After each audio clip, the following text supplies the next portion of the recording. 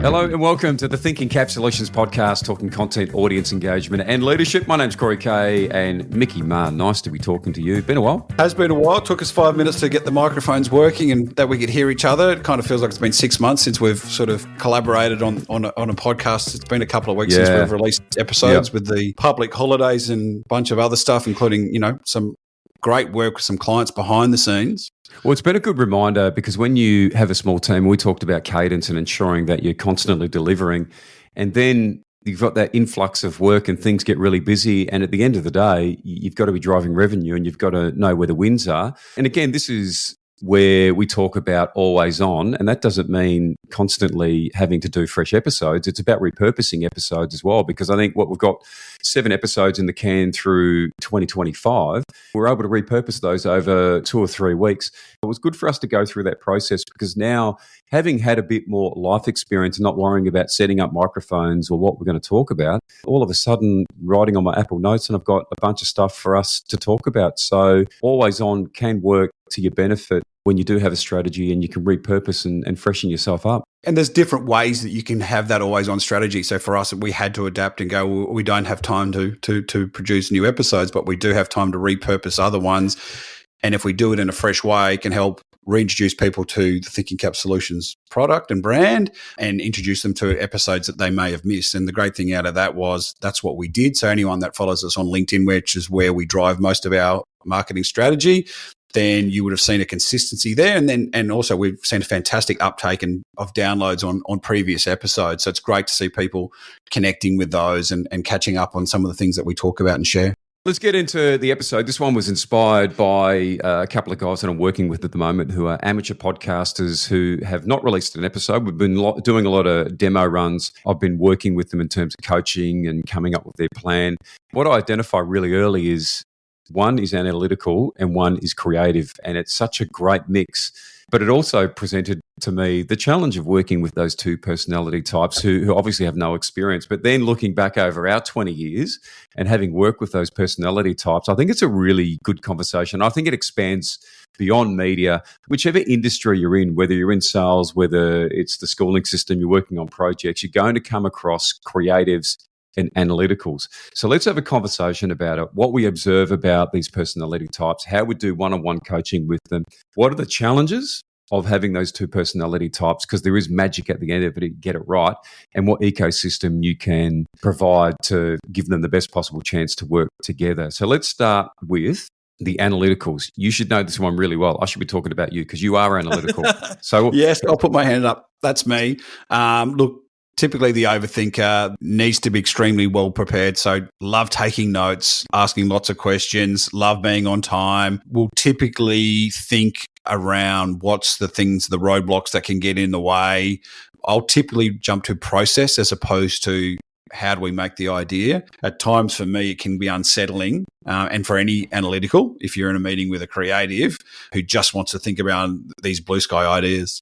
My observation would be, and this is working with someone like you, Mickey, being that analytical person, it's all about preparation, sometimes over preparation, a bit like a bad analogy maybe, but a general who's preparing for battle, they need the map, they need the routes, they need the backup plans, all of that stuff. Without it, they feel like they're standing there a bit like with a stick and a smile. The creative, on the other hand, they are a totally different kettle of fish. It's a very different look, isn't it?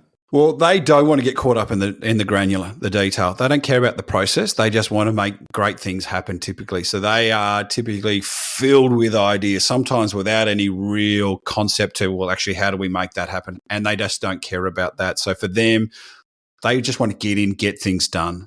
How do we get to the shiny stuff first? Let me play with the toys now. Let's deliver the ideas. So, not unusual that they could be late to meetings. Not unusual that in a meeting they'll start to be distracted if the meeting's going too analytical. So, if as a leader or a manager you're looking for that, I'm starting to play with my phone, starting to look up the sky or get fidgety. They're the first typically in a meeting when things aren't sort of focused in on the creative side to disengage, and it's very hard to get them back. And they're not doers. So if you're in a meeting with a creative person, they will come up and they'll sound like they're going to do that tomorrow. Trust me, unless it involves them just turning up, if there's anything that needs to be organised, they're not going to do it. They're going to need someone who's going to clean up the mess and take that idea and actually make it happen. The idea will be brilliant, but they're a dreamer and a schemer. And that's where I think the analytical plays a really good part, which we'll get to later, which is actually putting in the structure to properly make that dream become a reality. So that's a look at what each personality type is like. Now let's talk about when you're coaching, you're working with individually with, let's start with the analytical person. What's the best approach and what's best practice when you're working with someone who is very analytical? It's about allowing them the time with you to ask the questions they want, because that's their comfort space. So, might be follow-up meeting after the meeting, just to give them reassurance, make sure that if they've got any further questions, because quite often they will, because they're typically deep thinkers. So they may not feel comfortable to ask some of the questions in the meeting, or they will continue to think about what came out of that meeting and then have several follow-up questions. So affording them that time, because again, it feeds their comfort, but it fills their cup up and then gives them the confidence to deliver what you need from them. Also making sure that if we want to call it over prepare, in the right areas, and that they're focusing on the controllables and not so much the things that they can't control. So, example that would be, and we'll talk more about this, but thinking about how do I control the creative to understand what I'm doing here? No, that's just not going to be good. But that sometimes as a leader, that's what you need to do with the overthinkers. And you need to allow the time to go through the process. And this can be, for me, challenging in that I'm probably more on the creative side. You need to give them the time. And I've had that particularly with athletes who are used to being heavily prepared before they go out and play. It's no different when they're in their 9-to-5 job. You need to have the patience. For me, patience. For you, probably not so much. Of sometimes sitting down with them for 30 minutes to an hour and working through everything that they need to go through as far as their battle plan goes. And that can be really challenging. So it's about building the map with them early and showing them where the potential detours are, because if you don't do that with them, and this is the bus, the wheels are going to fall off very quickly. Now, on the flip side of that, the creatives, everything we just talked about, just flip it, review it. They don't want to do the detail. You're not going to be sitting down for 30 minutes. You're lucky to get 5 minutes, I reckon, with them. But you've worked with a lot of creatives to work with them to get the best out of them. You just alluded to it just there. It's about allowing them to play to their strengths and not trying to drag them into an area that's simply just not in their makeup and won't be in their makeup. So things like dragging them into every meeting, in particular if it's meetings around a lot of systems, processes, data-driven, that kind of stuff, it is no good for them. I worked with a creative comedian in a breakfast show in Brisbane, identified pretty quickly that his eyes would glaze over in meetings if they were going too long and getting too caught up in them. But how do we do that? So pretty quickly need to go, okay, let's focus and reshape the meeting. So the first part of the meeting is the critical stuff that everyone needs to be across. Then you know what? I can let him go and do what he does best and what we need from him, which is be the creative. Go away and write your comedy skits, because that's what he's going to be judged on. So understanding how to get the best out of them and also making them understand certain aspects that they have to be across. Okay, you might not love being in every meeting, but there's certain ones you have to be in. And if there's also a mutual respect to go, I'm going to free you up where I can to be at your best, but you need to also know there's certain times that I need you to be in these meetings. And typically it's like, okay, we're understanding each other. You're going to be able to get the best out of each other. Great. Okay, I'm on board. Off we go. I looked up a quote around this person, the creative, and I thought this said it really well. It's about giving them a starting line, a finish line, and letting them choose how they run the race. Spot on. Find that north and let them do what they need to do. So that's an idea of the two personality types that we're talking about, the creative and the analytical. These two styles, if not managed appropriately, and we'll get to that in a moment with the ecosystem, it can be fire and ice. The analytical person can see the creative as lazy. The creative can see the analytical as uptight, and boom, we've got problems. Very common in just about all situations where I have been in, because it's very common that you are going to have at least those two kind of diverse personality traits, that it's just their natural makeup. Well, why doesn't everyone else, if I'm the analytical, why can't everyone else see the importance of following structure and process? And why doesn't people care about the risk? And then you've got the creatives that are going, why would we care so much about that? Let's just go and do the idea. Who cares if we get in trouble? Or who cares if, don't worry about, terms and conditions or whatever it might be. Let's just go and do it.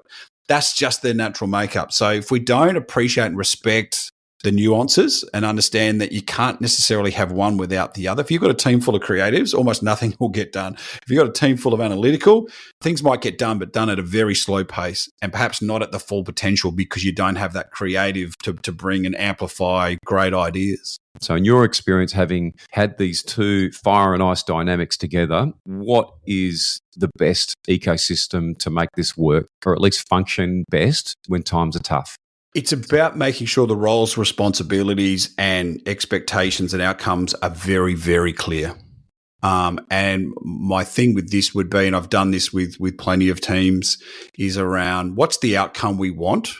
Whose role is it to do what parts? And are we very clear on that? And then also articulating as almost as a story, as you're sort of talking about this in a meeting around going, okay, great. So we need Corey's creative ideas. So then we can bring in Mickey to help drive the process of how we're going to deliver that, because this is the outcome we want. When you do that, you're starting to make it clear to everyone that, okay, everyone's got a role. Our roles are slightly different. Our personalities are different, but geez, we need each other here. And then focus on celebrating on the outcomes, the output, because otherwise you do get into that risk of focusing more on hours. So the analytical might focus more on the hours and go, well, the creative's not putting in as many hours, or they're not sitting in all the same meetings as me. The creative might go, well, the analytical's not coming up with enough ideas. I'm the one who's coming up with all the ideas. Well, it's not their job to come up with that. It's not. And that's really important. While I didn't work with them one-on-one, we were both exposed to one of the most successful duos in Australian media, Hamish and Andy, and we were privileged to learn a lot around their processes and systems. And what they learnt really early was Andy Lee is the analytical. He does need to know the warts and all, dot the I's, cross the T's. Hamish could not care less. Hamish, he's at his best when you just let him be the funny guy. Doesn't mean he wasn't in strategy meetings and planning meetings, but he wasn't overwhelmed with the micro. Andy would be the one that would stay back with the producers and work through the finer detail. In my experience, it's about clear expectations of roles and appreciation for what the other person is, and focus on the outcomes that we want from the person, as opposed to it's equals of hours and it's equals of creative ideas, because it'll just implode. So just to wrap it, Mickey, coach the person, manage the style, lead the team, and respect the analytical person's need to plan it. And then conversely, respect the creative's need to move and do things on a whim. So build a system where they're both not just surviving, but they're thriving and winning together. Great teams need that diversity, and at the base level, analyticals and creative is conducive of a great culture. We can help you if you're stuck with how to lead or manage that dynamic. Please reach out to us. We offer coaching and leadership training. thinkingcapsolutions.com.au on the website, or you can get us on LinkedIn, Thinking Cap Solutions, all one word.